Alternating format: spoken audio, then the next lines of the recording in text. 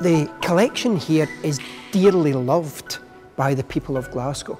The building is iconic.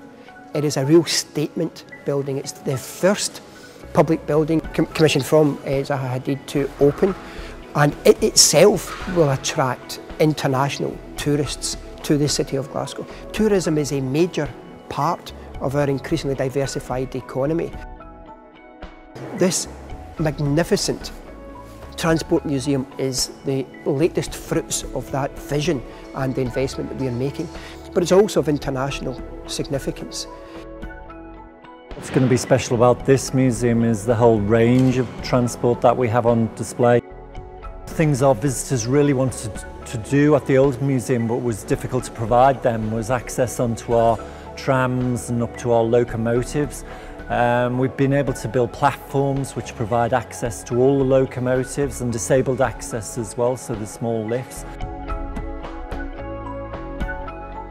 It is free. The collection which is in here is of international standard. It's not only greatly loved, but it is of great significance. So it's high quality collection within here. For example, we have locomotives and a hanging velodrome and a wall of old cars. There's so much here. People will come here because it's on the River Clyde. It's in a beautiful location, because it is a magnificent building.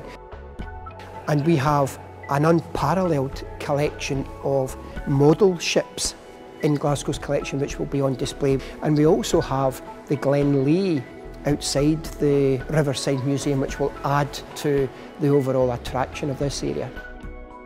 It connects Glasgow to the city's maritime history and perhaps to her maritime future. This was one of the great maritime cities of the world. This ship was built on the Clyde, so it's very important in that way.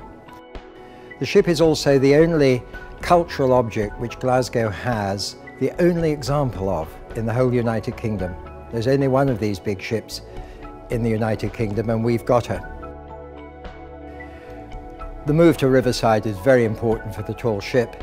It puts the ship alongside the Museum of Transport, which tells the whole story of transport in Glasgow, and the Glenlee is very much part of that story. What the visitors will see when they come on board is a 19th century bulk cargo vessel, pretty much as she was when she traded between 1897 and 1919. You can see what it was like to work these ships. The wind is blowing 50 knots. The ship is rolling through 60 degrees. There's water crashing across the deck. And then you can come down to the cargo cinema and see actual footage of actual ships sailing in such conditions. It's something which sticks in the mind for long afterwards. The recreation of old streetscapes within Glasgow, which is absolutely fascinating. And you can go into the shops, the old cafes and pawn shops and bars, you know, so it's very interactive, as is an awful lot of the collection which is here. The museum's going to open on the 21st of June at 10 o'clock in the morning, and we'll expect you all there. It is an example of Glasgow having a vision for the future, and this magnificent building with this world-class collection is the latest example of that.